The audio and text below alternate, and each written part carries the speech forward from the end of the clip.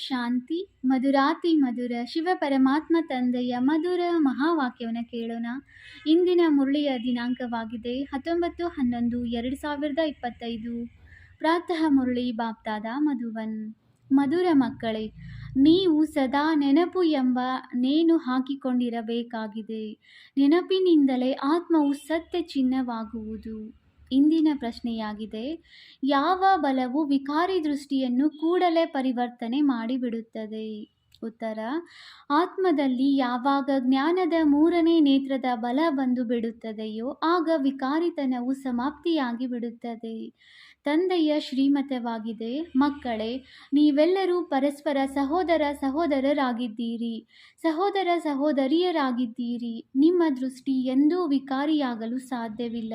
ನೀವು ಸದಾ ನೆನಪಿನ ಮಸ್ತಿಯಲ್ಲಿರಿ. ವಾಹ ಅದೃಷ್ಟವೇ ವಾಹ, ನಮಗೆ ಭಗವಂತನೇ ಓದಿಸುತ್ತಾರೆ. ಹೀಗೆ ವಿಚಾರ ಮಾಡಿದಾಗ ಸದಾ ನಶೆ ಏರುವುದು. ಓಂ ಶಾಂತಿ. ಮಧುರಾತಿ ಮಧುರ ಆತ್ಮಿಕ ಮಕ್ಕಳ ಪ್ರತಿ ಆತ್ಮಿಕ ತಂದೆಯು ತಿಳಿಸುತ್ತಿದ್ದಾರೆ. ಮಕ್ಕಳಿಗೆ ತಿಳಿದಿದೆ, ಆತ್ಮಿಕ ತಂದೆಯೂ ಸಹ ಆತ್ಮನೇ ಆಗಿದ್ದಾರೆ. ಆದರೆ ಅವರು ಸಂಪೂರ್ಣನಾಗಿದ್ದಾರೆ. ಅವರಲ್ಲಿ ಯಾವುದೇ ತುಕ್ಕು ಹಿಡಿಯುವುದಿಲ್ಲ. ಶಿವ ತಂದೆಯು ಕೇಳುತ್ತಾರೆ, ನನ್ನಲ್ಲಿ ತುಕ್ಕು ಇದೆಯೇ? ಇಲ್ಲವೇ ಇಲ್ಲ. ಈ ದಾದಾರವರಲ್ಲಿ ತುಕ್ಕು ಹಿಡಿದಿತ್ತು. ಇವರಲ್ಲಿ ತಂದೆಯು ಪ್ರವೇಶ ಮಾಡುವುದರಿಂದ ಸಹಯೋಗವು ಸಿಗುತ್ತದೆ. ಮೂಲ ಮಾತೇನೆಂದರೆ, ಪಂಚವಿಕಾರಗಳ ಕಾರಣ ಆತ್ಮದಲ್ಲಿ ತುಕ್ಕು ಹಿಡಿಯುವುದರಿಂದ ಆತ್ಮವು ಅಪವಿತ್ರವಾಗಿ ಬಿಟ್ಟಿದೆ. ಆದ್ದರಿಂದ ತಂದೆಯನ್ನು ಎಷ್ಟೆಷ್ಟು ನೆನಪು ಮಾಡುತ್ತೀರೋ ಅಷ್ಟು ತುಕ್ಕು ಇಳಿಯುತ್ತಾ ಹೋಗುವುದು. ಭಕ್ತಿ ಮಾರ್ಗದ ಕಥೆಗಳನ್ನಂತೂ ಜನ್ಮ ಜನ್ಮಾಂತರಗಳಿಂದ ಕೇಳುತ್ತಾ ಬಂದಿದ್ದೀರಿ. ಆದರೆ ಇಲ್ಲಿನ ಮಾತೇ ಭಿನ್ನವಾಗಿದೆ. ಈಗ ನಿಮಗೆ ಜ್ಞಾನ ಸಾಗರನಿಂದ ಜ್ಞಾನವೂ ಸಿಗುತ್ತಿದೆ. ನಿಮ್ಮ ಬುದ್ಧಿಯಲ್ಲಿ ಗುರಿ ಧ್ಯೇಯವಿದೆ. ಮತ್ಯಾವುದೇ ಸತ್ಸಂಗಗಳಲ್ಲಿ ಗುರಿ ಧ್ಯೇಯವೂ ಇರುವುದಿಲ್ಲ. ಡ್ರಾಮಾ ಪ್ಲಾನ್ ಅನುಸಾರ ಈಶ್ವರ ಸರ್ವವ್ಯಾಪಿ ಎಂದು ಹೇಳಿ ನನ್ನ ನಿಂದನೆ ಮಾಡುತ್ತಿರುತ್ತಾರೆ. ಮನುಷ್ಯರು ಇದನ್ನು ಸಹ ತಿಳಿದುಕೊಳ್ಳುವುದಿಲ್ಲ. ಇದು ಡ್ರಾಮಾ ಆಗಿದೆ. ಇದರಲ್ಲಿ ರಚಯಿತ ನಿರ್ದೇಶಕನೂ ಸಹ ಡ್ರಾಮಾದಲ್ಲಿ ಬಂಧಿತರಾಗಿದ್ದಾರೆ. ಬಲೆ, ಸರ್ವಶಕ್ತಿವಂತನೆಂದು ಗಾಯನವಿದೆ. ಆದರೆ ನಿಮಗೆ ತಿಳಿದಿದೆ, ಅಂತಹ ತಂದೆಯೂ ಸಹ ಡ್ರಾಮಾದ ಪಟ್ಟಿಯ ಮೇಲೆ ನಡೆಯುತ್ತಿದ್ದಾರೆ. ತಂದೆಯೇ ಸ್ವಯಂ ಬಂದು ತಿಳಿಸಿಕೊಡುತ್ತಾರೆ. ಹೇಳುತ್ತಾರೆ, ನಾನಾತ್ಮನಲ್ಲಿ ಅವಿನಾಶಿ ಪಾತ್ರವು ನಿಗದಿಯಾಗಿದೆ. ಅದರನುಸಾರ ಓದಿಸುತ್ತೇನೆ. ಏನೆಲ್ಲವನ್ನು ತಿಳಿಸುತ್ತೇನೆಯೋ ಎಲ್ಲವೂ ಡ್ರಾಮಾದಲ್ಲಿ ಪೂರ್ವ ನಿಶ್ಚಿತವಾಗಿದೆ. ಈಗ ನೀವು ಪುರುಷೋತ್ತಮ ಸಂಗಮ ಯುಗದಲ್ಲಿ ಪುರುಷೋತ್ತಮರಾಗಬೇಕಾಗಿದೆ. ಭಗವಾನ್ ವಾಚ್ ಇದೆಯಲ್ಲವೇ, ನೀವು ಮಕ್ಕಳು ಪುರುಷಾರ್ಥ ಮಾಡಿ ಈ ಲಕ್ಷ್ಮೀನಾರಾಯಣರಾಗಬೇಕಾಗಿದೆ. ನೀವು ವಿಶ್ವದ ಮಾಲೀಕರಾಗಬೇಕೆಂಬ ಮಾತನ್ನು ಮತ್ಯಾವ ಮನುಷ್ಯರು ಹೇಳಲು ಸಾಧ್ಯವಿಲ್ಲ. ನೀವು ತಿಳಿದುಕೊಂಡಿದ್ದೀರಿ, ನಾವು ವಿಶ್ವದ ಮಾಲೀಕರು. ನರನಿಂದ ನಾರಾಯಣನಾಗುವುದಕ್ಕಾಗಿಯೇ ಬಂದಿದ್ದೇವೆ. ಭಕ್ತಿ ಮಾರ್ಗದಲ್ಲಿ ಜನ್ಮ ಜನ್ಮಾಂತರದಿಂದ ಕಥೆಗಳನ್ನು ಕೇಳುತ್ತಾ ಬರುತ್ತಿದ್ದೇವೆ. ಅರ್ಥವೇನೂ ಆಗುತ್ತಿರಲಿಲ್ಲ. ಈಗ ನಿಮಗೆ ತಿಳಿದಿದೆ. ಅವಶ್ಯವಾಗಿ ಈ ಲಕ್ಷ್ಮೀನಾರಾಯಣರ ರಾಜ್ಯವು ಸ್ವರ್ಗದಲ್ಲಿತ್ತು. ಈಗ ಇಲ್ಲ. ತ್ರಿಮೂರ್ತಿಯ ಬಗ್ಗೆಯೂ ಮಕ್ಕಳಿಗೆ ತಿಳಿಸಲಾಗಿದೆ. ಬ್ರಹ್ಮನ ಮೂಲಕ ಆದಿ ಸನಾತನ ದೇವಿ ದೇವತಾ ಧರ್ಮದ ಸ್ಥಾಪನೆಯಾಗುತ್ತದೆ. ಸತ್ಯಯುಗದಲ್ಲಿ ಇದೊಂದೇ ಧರ್ಮವಿತ್ತು, ಮತ್ಯಾವ ಧರ್ಮವೂ ಇರಲಿಲ್ಲ. ಈಗ ಆ ಮೊದಲಿನ ಧರ್ಮವಿಲ್ಲ, ಪುನಃ ಸ್ಥಾಪನೆಯಾಗುತ್ತಿದೆ. ತಂದೆಯು ತಿಳಿಸುತ್ತಾರೆ, ನಾನು ಕಲ್ಪ ಕಲ್ಪದ ಸಂಗಮ ಯುಗದಲ್ಲಿ ಬಂದು ನೀವು ಮಕ್ಕಳಿಗೆ ಓದಿಸುತ್ತೇನೆ. ಇದು ಪಾಠಶಾಲೆಯಲ್ಲವೇ? ಮಕ್ಕಳು ಇಲ್ಲಿ ನಡವಳಿಕೆಯನ್ನು ಸುಧಾರಣೆ ಮಾಡಿಕೊಳ್ಳಬೇಕಾಗಿದೆ.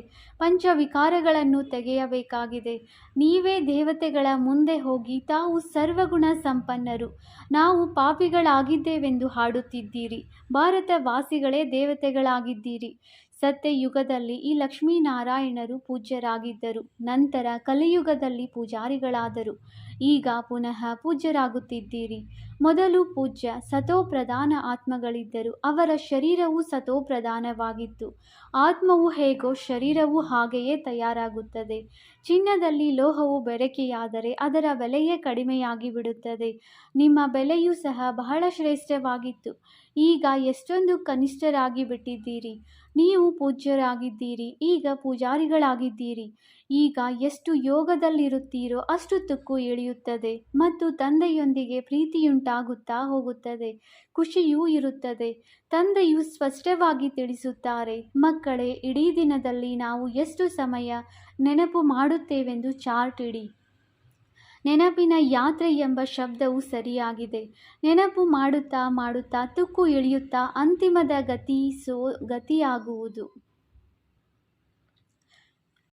ಆ ಮಾರ್ಗದರ್ಶಕರಂತೂ ತೀರ್ಥ ಯಾತ್ರೆಗಳಿಗೆ ಕರೆದುಕೊಂಡು ಹೋಗುತ್ತಾರೆ, ಆದರೆ ಇಲ್ಲಿ ಸ್ವಯಂ ಆತ್ಮವೇ ಯಾತ್ರೆ ಮಾಡುತ್ತದೆ, ತನ್ನ ಪರಮಧಾಮಕ್ಕೆ ಹೋಗಬೇಕಾಗಿದೆ. ಏಕೆಂದರೆ ಈಗ ಸೃಷ್ಟಿಚಕ್ರವು ಮುಕ್ತಾಯವಾಗುತ್ತದೆ. ಇದು ಬಹಳ ಕೊಳಕು ಪ್ರಪಂಚವಾಗಿದೆ. ಪರಮಾತ್ಮನನ್ನು ಯಾರೂ ತಿಳಿದುಕೊಂಡಿಲ್ಲ, ತಿಳಿದುಕೊಳ್ಳುವುದೂ ಇಲ್ಲ. ಆದ್ದರಿಂದ ವಿನಾಶಕಾಲೇ ವಿಪರೀತ ಬುದ್ಧಿ ಎಂದು ಹೇಳಲಾಗುತ್ತದೆ. ಅವರಿಗೆ ಈ ನರಕವೇ ಸ್ವರ್ಗದ ಸಮಾನವಾಗಿದೆ. ಅವರ ಬುದ್ಧಿಯಲ್ಲಿ ಈ ಮಾತುಗಳು ಕುಳಿತುಕೊಳ್ಳಲು ಸಾಧ್ಯವಿಲ್ಲ.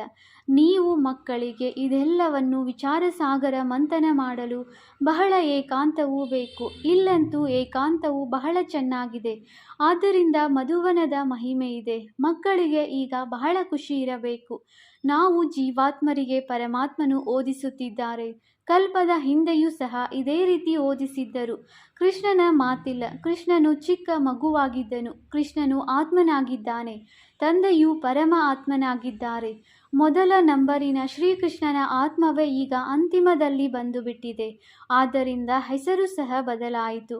ಬಹಳ ಜನ್ಮಗಳ ಅಂತಿಮ ಜನ್ಮದಲ್ಲಿ ಹೆಸರಂತೂ ಬದಲಾಗುತ್ತದೆಯಲ್ಲವೇ? ಇವರು ದಾದಾ ಲೇಖರಾಜ್ ಆಗಿದ್ದಾರೆ. ಇವರದೇ ಬಹಳ ಜನ್ಮಗಳ ಅಂತಿಮ ಜನ್ಮವಾಗಿದೆ. ತಂದೆಯು ತಿಳಿಸುತ್ತಾರೆ, ನಾನು ಇವರಲ್ಲಿ ಬ್ರಹ್ಮರವರಲ್ಲಿ ಪ್ರವೇಶ ಮಾಡಿ ನಿಮಗೆ ರಾಜಯೋಗವನ್ನು ಕಲಿಸುತ್ತಿದ್ದೇನೆ. ತಂದೆಯು ಯಾರಲ್ಲಿಯಾದರೂ ಬರಲೇಬೇಕಲ್ಲವೇ? ಶಾಸ್ತ್ರಗಳಲ್ಲಿ ಈ ಮಾತುಗಳಿಲ್ಲ. ತಂದೆಯು ನೀವು ಮಕ್ಕಳಿಗೆ ಓದಿಸುತ್ತಾರೆ, ನೀವೇ ಓದುತ್ತೀರಿ. ನಂತರ ಸತ್ಯಯುಗದಲ್ಲಿ ಈ ಜ್ಞಾನವಿರುವುದಿಲ್ಲ, ಅಲ್ಲಿ ಪ್ರಾರಬ್ಧವಿರುತ್ತದೆ. ತಂದೆಯು ಸಂಗಮ ಯುಗದಲ್ಲಿ ಬಂದು ಈ ಜ್ಞಾನವನ್ನು ತಿಳಿಸುತ್ತಾರೆ. ನಂತರ ನೀವು ಪದವಿಯನ್ನು ಪಡೆಯುತ್ತೀರಿ. ಈ ಸಮಯವೇ ಬೇಹದ್ದಿನ ತಂದೆಯಿಂದ ಬೇಹದ್ದಿನ ಆಸ್ತಿಯನ್ನು ಪಡೆಯುವ ಸಮಯವಾಗಿದೆ. ಆದ್ದರಿಂದ ಮಕ್ಕಳು ಹುಡುಗಾಟಿಕೆ ಮಾಡಬಾರದು. ಮಾಯೆಯು ಬಹಳ ಆಲಸ್ಯ ತರಿಸುತ್ತದೆ. ಆಗ ಅವರ ಅದೃಷ್ಟದಲ್ಲಿ ಇಲ್ಲವೆಂದು ತಿಳಿಯಲಾಗುವುದು. ತಂದೆಯಂತೂ ಪುರುಷಾರ್ಥ ಮಾಡಿಸುತ್ತಾರೆ, ಆದರೆ ಅದೃಷ್ಟದಲ್ಲಿ ಎಷ್ಟೊಂದು ಅಂತರವಾಗಿ ಬಿಡುತ್ತದೆ. ಕೆಲವರು ಉತ್ತೀರ್ಣರು, ಇನ್ನು ಕೆಲವರು ಅನುತ್ತೀರ್ಣರಾಗಿ ಬಿಡುತ್ತಾರೆ. ಡಬಲ್ ಕಿರೀಟಧಾರಿಗಳಾಗಲು ಪುರುಷಾರ್ಥ ಮಾಡಬೇಕಾಗಿದೆ. ತಂದೆಯು ತಿಳಿಸುತ್ತಾರೆ, ಗೃಹಸ್ಥ ವ್ಯವಹಾರದಲ್ಲಿ ಬಲೆ ಇರಿ. ಮಕ್ಕಳು ಲೌಕಿಕ ತಂದೆಯ ಸಾಲವನ್ನು ತೀರಿಸಬೇಕಾಗಿದೆ.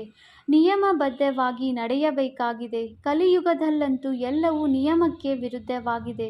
ನೀವು ತಿಳಿದುಕೊಂಡಿದ್ದೀರಿ, ನಾವೇ ಇಷ್ಟು ಶ್ರೇಷ್ಠ ಪವಿತ್ರರಾಗಿದ್ದೆವು, ನಂತರ ಕೆಳಗಿಳಿಯುತ್ತಾ ಬಂದಿದ್ದೇವೆ.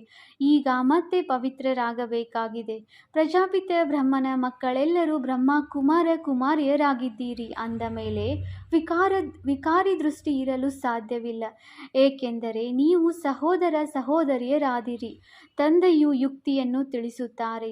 ನೀವೆಲ್ಲರೂ ಬಾಬಾ ಬಾಬಾ ಎಂದು ಹೇಳುತ್ತಿರುತ್ತೀರಿ ಅಂದ ಮೇಲೆ ಸಹೋದರ ಸಹೋದರಿಯರಾದಿರಿ.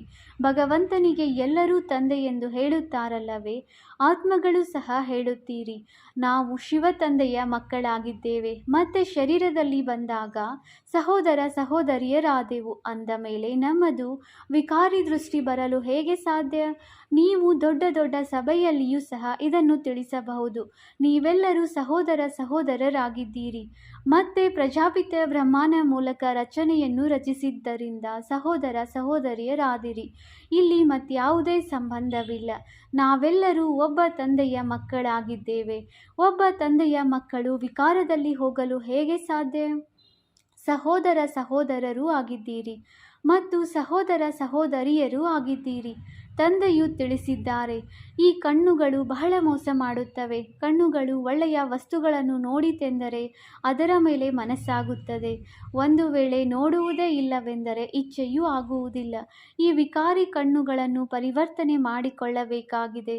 ಸಹೋದರ ಸಹೋದರಿಯರು ವಿಕಾರದಲ್ಲಿ ಹೋಗಲು ಸಾಧ್ಯವಿಲ್ಲ. ಆ ದೃಷ್ಟಿಯು ಹೊರಟು ಹೋಗಬೇಕು. ಜ್ಞಾನದ ಮೂರನೆಯ ನೇತ್ರದ ಬಲ ಬೇಕು. ಅರ್ಧಕಲ್ಪ ಈ ಕಣ್ಣುಗಳಿಂದ ಕೆಲಸ ಮಾಡಿದ್ದೀರಿ. ಈಗ ತಂದೆಯು ತಿಳಿಸುತ್ತಾರೆ, ಈ ತುಕ್ಕೆಲ್ಲವೂ ಈಗ ಕಳೆಯುವುದು ಹೇಗೆ? ನಾವಾತ್ಮಗಳು ಪವಿತ್ರರಾಗಿದ್ದೆವು, ಆದರೆ ಈಗ ಆತ್ಮದಲ್ಲಿ ತುಕ್ಕು ಹಿಡಿದಿದೆ. ತಂದೆಯನ್ನು ಎಷ್ಟು ನೆನಪು ಮಾಡುತ್ತೀರೋ ಅಷ್ಟು ತಂದೆಯೊಂದಿಗೆ ಪ್ರೀತಿ ಇರುವುದು. ನೆನಪಿನಿಂದಲೇ ಪ್ರೀತಿಯು ಹೆಚ್ಚುತ್ತದೆ, ವಿದ್ಯೆಯಿಂದಲ್ಲ. ಭಾರತದ ಪ್ರಾಚೀನ ಯೋಗವಾಗಿದೆ. ಇದರಿಂದಲೇ ಆತ್ಮವು ಪವಿತ್ರವಾಗಿ ತನ್ನ ಧಾಮಕ್ಕೆ ಹೊರಟು ಹೋಗುವುದು. ಎಲ್ಲ ಸಹೋದರರಿಗೆ ತನ್ನ ತಂದೆಯ ಪರಿಚಯ ಕೊಡಬೇಕಾಗಿದೆ. ಸರ್ವವ್ಯಾಪಿಯ ಜ್ಞಾನದಿಂದ ಬಹಳ ಕೆಳಗಿಳಿದು ಬಿಟ್ಟಿದ್ದಾರೆ. ಈಗ ತಂದೆಯು ತಿಳಿಸುತ್ತಾರೆ, ಡ್ರಾಮಾ ಅನುಸಾರ ನಿಮ್ಮದು ಪಾತ್ರವಿದೆ. ರಾಜಧಾನಿಯು ಅವಶ್ಯವಾಗಿ ಸ್ಥಾಪನೆಯಾಗುವುದು. ಕಲ್ಪದ ಹಿಂದೆ ಎಷ್ಟು ಪುರುಷಾರ್ಥ ಮಾಡಿದ್ದೀರೋ ಅಷ್ಟೇ ಅವರು ಖಂಡಿತ ಮಾಡುತ್ತಾರೆ. ನೀವು ಸಾಕ್ಷಿಯಾಗಿ ನೋಡುತ್ತಾ ಇರಿ. ಈ ಪ್ರದರ್ಶನಿಗಳು ಮೊದಲಾದವುಗಳನ್ನು ಬಹಳ ನೋಡುತ್ತಿರುತ್ತೀರಿ. ನಿಮ್ಮದು ಈಶ್ವರಿಯ ಮಿಷನ್ ಆಗಿದೆ. ಇದು ನಿರಾಕಾರ ಪರಮಪಿತ ಪರಮಾತ್ಮನ ಮಿಷನ್ ಆಗಿದೆ. ಅವರದು ಕ್ರಿಶ್ಚಿಯನ್ ಮಿಷನ್, ಬೌದ್ಧಿ ಮಿಷನ್ ಇರುತ್ತದೆ. ಹಾಗೆಯೇ ಇದು ನಿರಾಕಾರ ಈಶ್ವರಿಯ ಮಿಷನ್ ಆಗಿದೆ. ನಿರಾಕಾರನು ಅವಶ್ಯವಾಗಿ ಯಾವ ಶರೀರದಲ್ಲಿಯೋ ಬರುವವರಲ್ಲವೇ? ನೀವು ಸಹ ನಿರಾಕಾರ ಆತ್ಮಗಳು ನನ್ನ ಜೊತೆಯಲ್ಲಿದ್ದೀರಿ.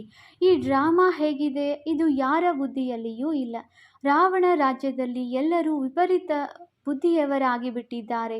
ಈಗ ತಂದೆಯೊಂದಿಗೆ ಪ್ರೀತಿಯನ್ನಿಡಬೇಕಾಗಿದೆ. ನಿಮ್ಮ ಪ್ರತಿಜ್ಞೆಯಾಗಿದೆ, ನನ್ನವರು ಒಬ್ಬ ತಂದೆಯ ವಿನಃ ಮತ್ಯಾರೂ ಇಲ್ಲ ಅಂದ ಮೇಲೆ ನಷ್ಟ ಮೋಹಿಗಳಾಗಬೇಕಾಗಿದೆ. ಇದರಲ್ಲಿಯೇ ಪರಿಶ್ರಮವಿದೆ. ಇದು ಹೇಗೆ ನೆನಪು ಎನ್ನುವ ನೇಣು ಹಾಕಿಕೊಂಡಿರಬೇಕಾಗಿದೆ. ತಂದೆಯನ್ನು ನೆನಪು ಮಾಡುವುದು ಎಂದರೆ ನೆನಪು ಎನ್ನುವ ನೇಣಿನಲ್ಲಿ ಇರುವುದಾಗಿದೆ. ಶರೀರವನ್ನು ಮರೆತು ಆತ್ಮವು ತಂದೆಯ ನೆನಪಿನಲ್ಲಿಯೇ ಹೊರಟು ಹೋಗಬೇಕಾಗಿದೆ. ತಂದೆಯ ನೆನಪು ಬಹಳ ಅವಶ್ಯವಾಗಿದೆ. ಇಲ್ಲವೆಂದರೆ ತುಕ್ಕು ಹೇಗೆ ಇಳಿಯುವುದು? ಮಕ್ಕಳಲ್ಲಿ ನಮಗೆ ಶಿವ ತಂದೆಯೇ ಓದಿಸುತ್ತಾರೆಂದು ಬಹಳ ಖುಷಿ ಇರಬೇಕು. ಯಾರಾದರೂ ಕೇಳಿಸಿಕೊಂಡರೆ ಇವರೇನು ಹೇಳುತ್ತಾರೆ ಎಂದುಕೊಳ್ಳುತ್ತಾರೆ.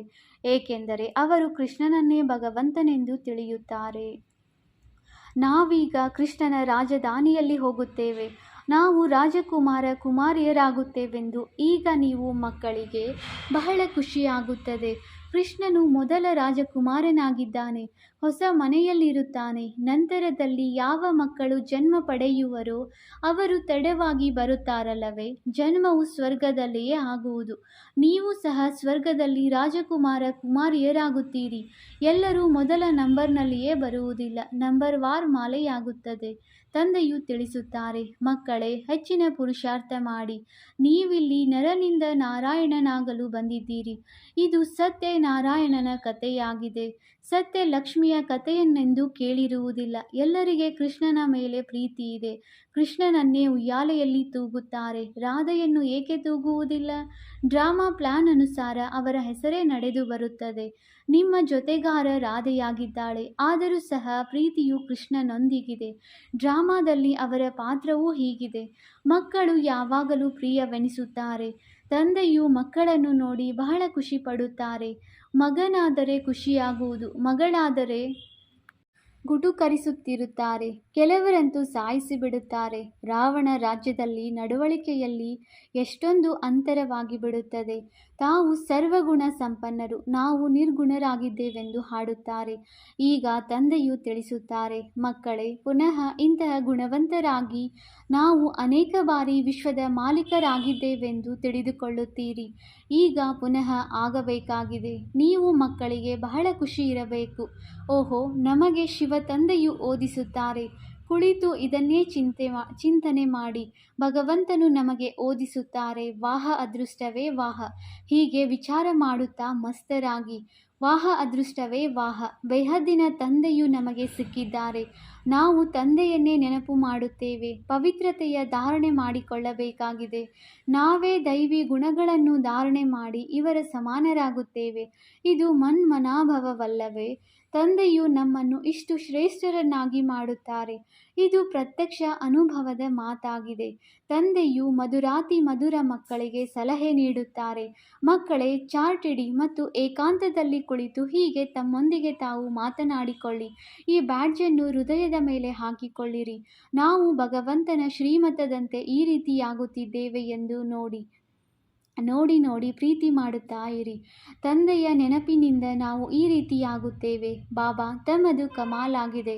ಬಾಬಾ ತಾವು ನಮ್ಮನ್ನು ವಿಶ್ವದ ಮಾಲೀಕರನ್ನಾಗಿ ಮಾಡುತ್ತೀರೆಂದು ನಮಗೆ ಮೊದಲೇ ತಿಳಿದೇ ಇರಲಿಲ್ಲ. ನೌದಾ ಭಕ್ತಿಯಲ್ಲಿ ದರ್ಶನಕ್ಕಾಗಿ ತಲೆಯನ್ನು ಕತ್ತರಿಸಿಕೊಳ್ಳಲು ಪ್ರಾಣ ತ್ಯಾಗ ಮಾಡುವುದಕ್ಕೂ ತ್ಯಾಗ ಮಾಡಿಬಿಡುತ್ತಾರೆ. ಆಗ ದರ್ಶನವಾಗುತ್ತದೆ. ಅಂಥವರದೇ ಭಕ್ತ ಮಾಲೆಯೂ ತಯಾರಾಗಿದೆ. ಭಕ್ತರಿಗೆ ಮಾನ್ಯತೆಯೂ ಇದೆ. ಆದರೆ ಕಲಿಯುಗದ ಭಕ್ತರಂತೂ ಹೇಗೆ ಚಕ್ರವರ್ತಿಗಳಾಗಿದ್ದಾರೆ. ಈಗ ನೀವು ಮಕ್ಕಳಿಗೆ ಬೇಹದ್ದಿನ ತಂದೆಯ ಜೊತೆ ಪ್ರೀತಿ ಇದೆ. ಒಬ್ಬ ತಂದೆಯ ವಿನಃ ಮತ್ಯಾರೂ ನೆನಪಿಗೆ ಬರಬಾರದು. ಒಮ್ಮೆಲೆ ನಿಮ್ಮ ಬುದ್ಧಿ ಯೋಗವು ಸ್ಪಷ್ಟವಾಗಿರಲಿ. ಈಗ ನಮ್ಮ 84 ಜನ್ಮಗಳು ಪೂರ್ಣವಾಯಿತು. ನಾವೀಗ ತಂದೆಯ ಆದೇಶದಂತೆ ಪೂರ್ಣ ರೀತಿಯಲ್ಲಿ ನಡೆಯುತ್ತೇವೆ. ಕಾಮ ಮಹಾಶತ್ರುವಾಗಿದೆ. ಅದರಿಂದ ಸೋಲನ್ನು ಅನುಭವಿಸಬಾರದು. ಸೋಲನ್ನು ಅನುಭವಿಸಿ ಮತ್ತೆ ಪಶ್ಚಾತ್ತಾಪವನ್ನೇಕೆ ಪಡುತ್ತೀರಿ?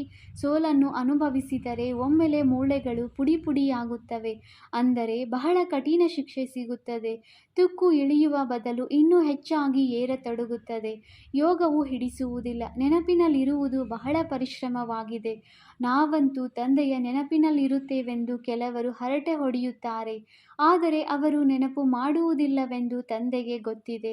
ಇದರಲ್ಲಿ ಮಾಯೆಯ ಬಹಳ ಬಿರುಗಾಳಿಯೂ ಬರುತ್ತದೆ. ಇಂತಹ ಸ್ವಪ್ನಗಳೂ ಬರುತ್ತವೆ. ಒಮ್ಮೆಲೆ ಬೇಸರಗೊಳಿಸುತ್ತವೆ. ಜ್ಞಾನವಂತೂ ಬಹಳ ಸಹಜವಾಗಿದೆ. ಚಿಕ್ಕ ಮಕ್ಕಳು ಸಹ ತಿಳಿಸಿಕೊಡಬಹುದು. ಆದರೆ ನೆನಪಿನ ಯಾತ್ರೆಯಲ್ಲಿಯೇ ಬಹಳ ಗೊಂದಲವಿದೆ. ನಾವು ಸರ್ವಿಸ್ ಮಾಡುತ್ತೇವೆಂದು ಖುಷಿಯಾಗಿ ಬಿಡಬೇಡಿ. ತಮ್ಮ ನೆನಪಿನ ಗುಪ್ತ ಸರ್ವಿಸ್ ಮಾಡುತ್ತಾ ಇರಿ. ಇವರಿಗಂತೂ, ಬ್ರಹ್ಮ ತಂದೆಯವರಿಗಂತೂ ನಶೆ ಇರುತ್ತದೆ. ನಾನು ಶಿವ ತಂದೆಯ ಒಬ್ಬನೇ ಮಗನಾಗಿದ್ದೇನೆ. ತಂದೆಯು ವಿಶ್ವದ ರಚಯಿತನಾಗಿದ್ದಾರೆ ಅಂದ ಮೇಲೆ ನಾನು ಸಹ ಖಂಡಿತ ಸ್ವರ್ಗದ ಮಾಲೀಕನಾಗುತ್ತೇನೆ, ರಾಜಕುಮಾರನಾಗಲಿದ್ದೇನೆ. ಈ ಆಂತರಿಕ ಖುಷಿ ಇರಬೇಕು. ಆದರೆ ನೀವು ಮಕ್ಕಳು ಎಷ್ಟು ನೆನಪಿನಲ್ಲಿರುತ್ತೀರೋ ಅಷ್ಟು ನಾನಿರುವುದಿಲ್ಲ. ಏಕೆಂದರೆ ಬಹಳಷ್ಟು ಆಲೋಚನೆ ಮಾಡಬೇಕಾಗುತ್ತದೆ. ತಂದೆಯು ದೊಡ್ಡ ವ್ಯಕ್ತಿಗಳಿಗೆ ಏಕೆ ಇಷ್ಟೊಂದು ಉಪಚಾರ ಮಾಡುತ್ತಾರೆ ಎಂದು ಮಕ್ಕಳಿಗೆಂದು ಈರ್ಷ್ಯೆ ಬರಬಾರದು. ತಂದೆಯು ಪ್ರತಿಯೊಬ್ಬ ಮಗುವಿನ ನಾಡಿಯನ್ನು ನೋಡಿ ಅವರ ಕಲ್ಯಾಣಾರ್ಥವಾಗಿ ಪ್ರತಿಯೊಬ್ಬರನ್ನು ಅದರನುಸಾರ ನಡೆಸುತ್ತಾರೆ. ಪ್ರತಿಯೊಬ್ಬ ವಿದ್ಯಾರ್ಥಿಯನ್ನು ಹೇಗೆ ನಡೆಸಬೇಕೆಂಬುದು ಶಿಕ್ಷಕರಿಗೆ ತಿಳಿದಿದೆ. ಆದ್ದರಿಂದ ಮಕ್ಕಳು ಇದರಲ್ಲಿ ಸಂಶಯ ತಂದುಕೊಳ್ಳಬಾರದು. ಒಳ್ಳೆಯದು. ಮಧುರಾತಿ ಮಧುರ ಅಗಲಿ ಹೋಗಿ ಮರಳಿ ಸಿಕ್ಕಿರುವ ಮಕ್ಕಳ ಪ್ರತಿ ಮಾತಾಪಿತ ಬಾಪ್ದಾದಾರವರ ನೆನಪು, ಪ್ರೀತಿ ಹಾಗೂ ಸುಪ್ರಭಾತ. ಆತ್ಮಿಕ ಮಕ್ಕಳಿಗೆ ಆತ್ಮಿಕ ತಂದೆಯ ನಮಸ್ತೆ. ನಾವು ಆತ್ಮಿಕ ಮಕ್ಕಳಿಂದ ಆತ್ಮಿಕ ತಂದೆಗೆ ನೆನಪು, ಪ್ರೀತಿ ಹಾಗೂ ನಮಸ್ತೆ ನಮಸ್ತೆ ನಮಸ್ತೆ. ಧಾರಣೆಗಾಗಿ ಮುಖ್ಯ ಸಾರ. ಪಾಯಿಂಟ್ ನಂಬರ್ 1, ಏಕಾಂತದಲ್ಲಿ ಕುಳಿತು ತಮ್ಮೊಂದಿಗೆ ತಾವು ಮಾತನಾಡಿಕೊಳ್ಳಬೇಕು. ಆತ್ಮದಲ್ಲಿ ಏರಿರುವ ತುಕ್ಕನ್ನು ಕಳೆಯಲು ನೆನಪಿನ ಯಾತ್ರೆಯಲ್ಲಿರಬೇಕಾಗಿದೆ. ಪಾಯಿಂಟ್ ನಂಬರ್ 2, ಯಾವುದೇ ಮಾತಿನಲ್ಲಿ ಸಂಶಯ ಬರಬಾರದು. ಈರ್ಷ್ಯೆ ಮಾಡಬಾರದು. ಆಂತರಿಕ ಖುಷಿಯಲ್ಲಿರಬೇಕು. ತನ್ನ ಗುಪ್ತ ನೆನಪಿನ ಸರ್ವಿಸ್ ಮಾಡಬೇಕಾಗಿದೆ. ವರದಾನ: ಬೆಗ್ಗರ್ ಟು ಫ್ರೆಂಡ್ಸ್ ಪಾತ್ರ ಕಾರ್ಯರೂಪದಲ್ಲಿ ಅಭಿನಯಿಸುವಂತಹ ತ್ಯಾಗಿ ಹಾಗೂ ಶ್ರೇಷ್ಠ ಭಾಗ್ಯಶಾಲಿ ಆತ್ಮ ಭವ. ಹೇಗೆ ಭವಿಷ್ಯದಲ್ಲಿ ವಿಶ್ವ ಮಹಾರಾಜನ್ ದಾತ ಆಗಿರುತ್ತಾರೆ, ಹಾಗೆ ಈಗಿನಿಂದಲೂ ದಾತಾತನದ ಸಂಸ್ಕಾರ ಇಮರ್ಜ್ ಮಾಡಿಕೊಳ್ಳಿ. ಯಾರಿಂದಲೇ ಯಾವುದೇ ಸಂರಕ್ಷಣೆ ಪಡೆದ ನಂತರ ಅವರಿಗೆ ಸಂರಕ್ಷಣೆ ನೀಡುವಂತಹ ಸಂಕಲ್ಪವನ್ನು ಸಹ ಮಾಡಬೇಡಿ. ಇದಕ್ಕೆ ಹೇಳಲಾಗುವುದು ಬೆಗ್ಗರ್ ಟು ಫ್ರೆಂಡ್ಸ್. ಸ್ವಯಂ ತೆಗೆದುಕೊಳ್ಳುವಂತಹ ಇಚ್ಛೆ ಉಳ್ಳವರಲ್ಲ. ಈ ಅಲ್ಪ ಕಾಲದ ಇಚ್ಛೆಯಿಂದ ಬೆಗ್ಗರ್. ಇಂತಹ ಬೆಗ್ಗರ್ ಆಗಿರುವವರೇ ಸಂಪನ್ನ ಮೂರ್ತಿಯಾಗಿದ್ದಾರೆ. ಯಾರು ಈಗ ಬೆಗ್ಗರ್ ಟು ಫ್ರೆಂಡ್ಸ್ನ ಪಾತ್ರ ಕಾರ್ಯರೂಪದಲ್ಲಿ ಅಭಿನಯಿಸುತ್ತಾರೆ ಅವರಿಗೆ ಹೇಳಲಾಗುವುದು ಸದಾ ತ್ಯಾಗಿ ಹಾಗೂ ಶ್ರೇಷ್ಠ ಭಾಗ್ಯಶಾಲಿ. ತ್ಯಾಗದಿಂದ ಸದಾ ಕಾಲದ ಭಾಗ್ಯ ಸ್ವತಃವಾಗಿ ಆಗಿಬಿಡುವುದು. ಸ್ಲೋಗನ್: ಸದಾ ಹರ್ಷಿತರಾಗಿರಲು ಸಾಕ್ಷಿತನದ ಸೀಟ್ ಮೇಲೆ ದೃಷ್ಟ ಆಗಿ ಪ್ರತಿ ಆಟವನ್ನು ನೋಡಿ. ಅವ್ಯಕ್ತ ಸೂಚನೆ: ಅಶರೀರಿ ಅಥವಾ ವಿದೇಹಿ ಸ್ಥಿತಿಯ ಅಭ್ಯಾಸ ಹೆಚ್ಚಿಸಿ. ಅಶರೀರಿ ಅನುಭವ ಮಾಡುವುದಕ್ಕಾಗಿ ಸೂಕ್ಷ್ಮ ಸಂಕಲ್ಪ ರೂಪದಿಂದಲೂ ಸಹ ಎಲ್ಲಿಯೂ ಮೋಹ ಇರಬಾರದು. ಸಂಬಂಧದ ರೂಪದಲ್ಲಿ, ಸಂಪರ್ಕದ ರೂಪದಲ್ಲಿ ಅಥವಾ ತಮ್ಮ ಯಾವುದೇ ವಿಶೇಷತೆಯ ಕಡೆಯೂ ಸಹ ಮೋಹ ಇಲ್ಲ. ಒಂದು ವೇಳೆ ತಮ್ಮ ಯಾವುದಾದರೂ ವಿಶೇಷತೆಯಲ್ಲಿಯೂ ಮೋಹ ಇದ್ದರೆ ಅದು ಸಹ ಮೋಹದ ಬಂಧನಯುಕ್ತ ಮಾಡಿಬಿಡುವುದು ಹಾಗೂ ಈ ಮೋಹ ಅಶರೀರಿಯಾಗಲು ಬಿಡುವುದಿಲ್ಲ. ಓಂ ಶಾಂತಿ.